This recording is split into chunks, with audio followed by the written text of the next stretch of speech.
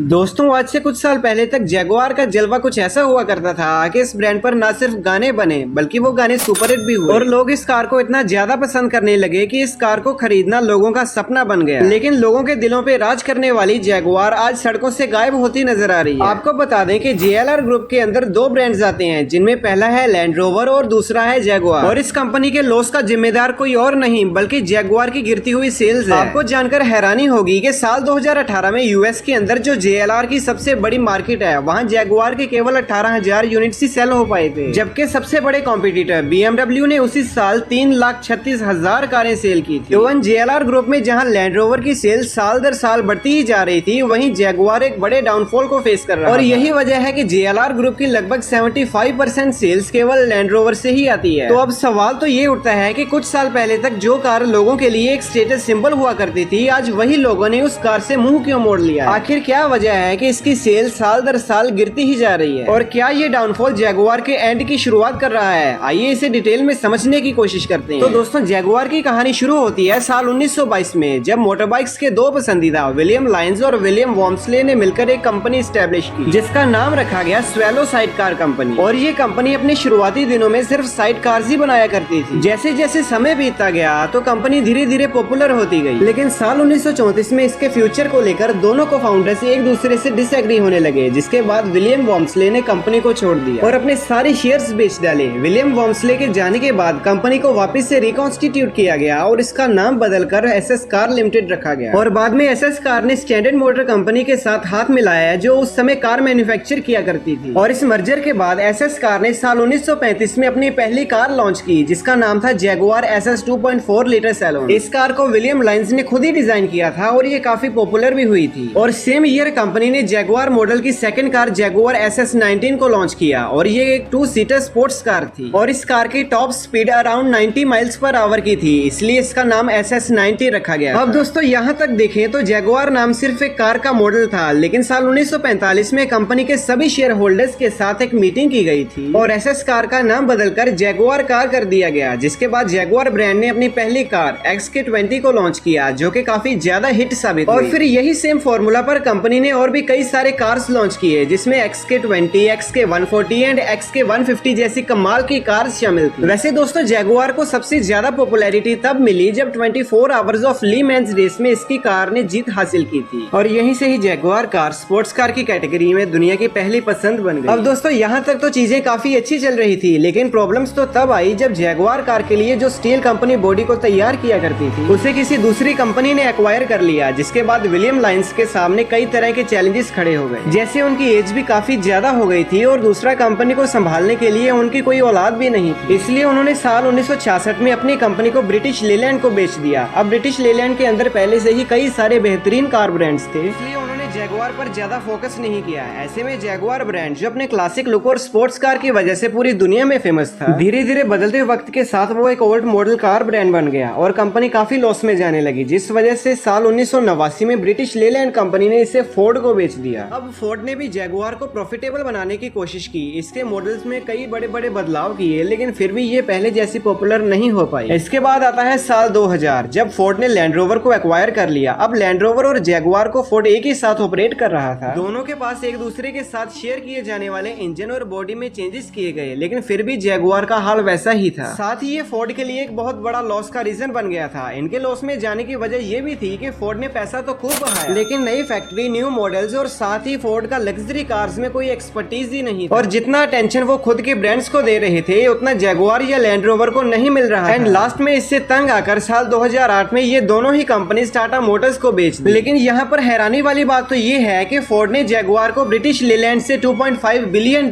में एक्वायर किया था और लैंड रोवर को $2.75 बिलियन में। साथ ही इन दोनों ब्रांड्स पर $35 बिलियन खर्च किए गए थे, लेकिन 19 साल तक टाइम, एफर्ट और बेशुमार पैसा लगाने के बाद इसे सिर्फ $2.3 बिलियन में ही टाटा को बेच दिया गया, जो कि फोर्ड के लिए एक बहुत ही बड़ा घाटे का सौदा था। और इसी से ही आप अंदाजा लगा सकते हो कि ये दोनों ही कंपनीज फोर्ड के लिए कितना बड़ा सिरदर्द बन चुकी थी। अब सवाल तो ये आता है कि आखिर टाटा ने इन लॉस में डूबी हुई कंपनीज में ऐसा क्या देख लिया कि इन्होंने इसे एक्वायर कर लिया। एक्चुअली टाटा मोटर्स अपने प्रोडक्ट पोर्टफोलियो को एक्सपेंड करना चाहता था, जहां इन ब्रांड्स की मदद से उनके लिए लग्जरी कार मार्केट में एंटर करना आसान हो गया था। इसके अलावा इन दोनों ब्रिटिश ब्रांड्स की engineering expertise, brand value, design capability की वजह से टाटा अपने खुद के प्रोडक्ट को भी बेटर बना सकता था। और इन कंपनीज का एक्विजिशन टाटा को न्यू मार्केट में एक्सेस दे रहा था, स्पेशली यूरोप और नॉर्थ अमेरिका में। साथ ही इन ब्रांड्स की मदद से टाटा अपनी रेवेन्यू स्ट्रीम को भी डाइवर्सिफाई कर सकता था, जो कि अभी तक मेजोरिटी इंडिया के डोमेस्टिक मार्केट पर ही डिपेंडेंट था। अब ओवरऑल देखें तो जैगुआर और लैंड रोवर को खरीदना टाटा के लिए एक स्ट्रेटेजिक मूव था। अब बेहतरीन प्लानिंग के साथ टाटा ने इन दोनों आइकॉनिक ब्रांड्स को एक्वायर तो कर लिया, लेकिन अपने उस प्लान को इम्प्लीमेंट करने में कंपनी के सामने कई सारे प्रॉब्लम्स आए। अब जिन कंपनीज को ऊपर उठाने में इतने बड़े बड़े प्लेयर्स फेल हो गए, वहीं टाटा के लिए ये इतना आसान काम तो नहीं होने वाला था। और इसके लिए टाटा ने कुछ मेजर स्ट्रेटेजीज बनाई, जिनमें पहली थी इन्वेस्टमेंट इन प्रोडक्ट डेवलपमेंट। टाटा मोटर्स ने जैगुआर कार के डिजाइन और परफॉर्मेंस को इम्प्रूव करने के लिए रिसर्च एंड डेवलपमेंट पर बहुत ही ज्यादा इन्वेस्ट किया और कई न्यू मॉडल्स लॉन्च किए, जिनमें इनोवेटिव डिजाइन और कटिंग एज टेक्नोलॉजी का यूज किया गया था। टाटा की दूसरी स्ट्रेटेजी थी ब्रांडिंग एंड मार्केटिंग, ताकि जैगुआर की पोजीशन दोबारा से एक लग्जरी ब्रांड वाली बनाई जा सके। एंड दोस्तों, अफसोस की बात थी कि इसके बावजूद भी साल 2009 में कंपनी को $463 मिलियन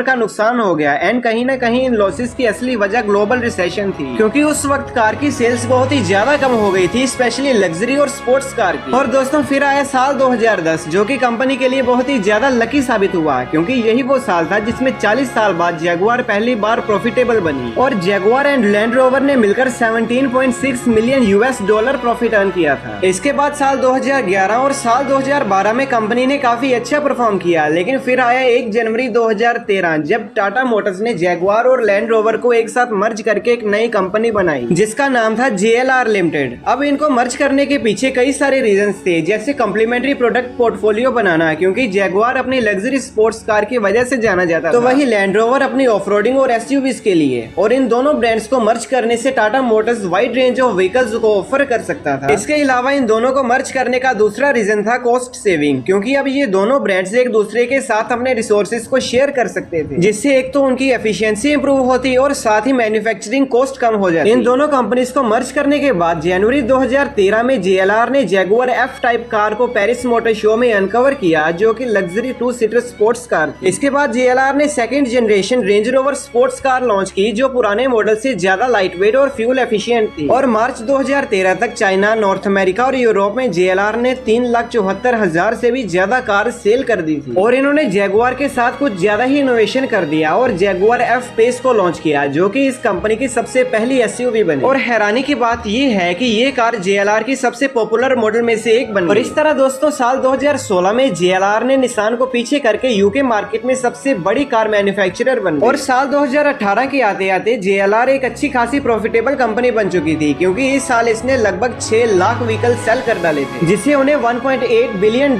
का प्रॉफिट हुआ था। लेकिन फिर आया साल 2019, जिसके बाद इस कंपनी के बुरे दिन शुरू हो गए। असल में JLR ने 2019 में 3.63 बिलियन पाउंड का लॉस किया था, जिसके बाद ये कंपनी हर साल लॉस में जा रही है। और इसका सबसे बड़ा मेन रीजन है जैगुआर। अगर हम 2017 का डेटा देखें तो JLR ने 6,21,000 यूनिट सेल किए थे, जिसमें 1,78,000 यूनिट्स जैगुआर के थे, तो वहीं 4,82,000 यूनिट्स लैंड रोवर के। अब सवाल तो ये आता है कि आखिर लोग लैंड रोवर को इतना ज्यादा पसंद क्यों कर रहे हैं। तो दोस्तों, आपको बता दें कि लग्जरी SUV मार्केट में लैंड रोवर की एक स्ट्रॉन्ग रेपुटेशन रही है, जबकि जैगुआर हमेशा अपनी स्पोर्ट्स कार और सेडान के लिए फेमस रही है। लेकिन अब लोग सेडान से ज्यादा SUVs को पसंद कर रहे हैं। और साल 2021 में अमेरिका के अंदर 52% से ज्यादा व्हीकल्स SUV खरीदे गए और साल 2022 के फर्स्ट 4 मंथ्स में 72.9% या तो SUVs या फिर पिकअप्स बिके थे। तो वहीं अगर हम सेडान की बात करें तो 2018 में इसका ग्लोबल मार्केट शेयर था 24%, जो 2019 में गिरकर 23% हो गया था। दोस्तों, यही सब वजह है कि लोग जैगुआर के मुकाबले लैंड रोवर को ज्यादा प्रेफर कर रहे हैं। लेकिन JLR के इन लॉसेस का यही एकमात्र रीजन नहीं है, बल्कि एक वजह डीजल कार्स की कम होती डिमांड भी है। देखा जाए तो आज JLR के पास 90% व्हीकल्स में डीजल इंजन ही लगे हुए हैं। हालांकि JLR खुद को हाइब्रिड और इलेक्ट्रॉनिक्स कार की कैटेगरी में भी एक्सपेंड कर रहा है, जिससे हो सकता है कि आने वाले कुछ सालों में वो डीजल इंजन वाले व्हीकल्स कम बनाए। अब दोस्तों, अगर हम JLR के फ्यूचर को समझने की कोशिश करें तो इतना तो तय है कि ये पीछे हटने वालों में से नहीं है। और जब से Jaguar and land rover Tata के हाथों में गए हैं, कंपनी ने वो कर दिखाया है जिसकी कभी किसी को उम्मीद ही नहीं। काफी सालों बाद ये ब्रांड्स फिर से प्रॉफिट में आए, लगातार न्यू मॉडल्स लॉन्च किए और इसमें काफी हद तक कामयाब भी हुए। इसलिए उम्मीद तो यही है कि JLR वापस से और भी ज्यादा प्रॉफिट में आएगा और अपनी कमियों पर काम करके अपनी कार की परफॉर्मेंस और क्वालिटी को और भी ज्यादा इनहेंस करेगा। वैसे दोस्तों आपको क्या लगता है, JLR कम बैक कर पाएगा या नहीं? हमें कमेंट सेक्शन में जरूर बताएं। और इसी के साथ दोस्तों आज की इस वीडियो को लाइक करके चैनल को सब्सक्राइब कीजिए और बेल आइकन को जरूर प्रेस कीजिए। अब दोस्तों ये सभी बातें तो आपने जान ली, लेकिन क्या आप जानते हैं कि आखिर शार्क टैंक इंडिया शो में हुए रिजेक्टेड ब्रांड्स आज कैसे लाखों करोड़ों के एम्पायर बना चुके हैं? तो आई बटन पर दिए गए वीडियो पर क्लिक करके वीडियो को पूरा देखें।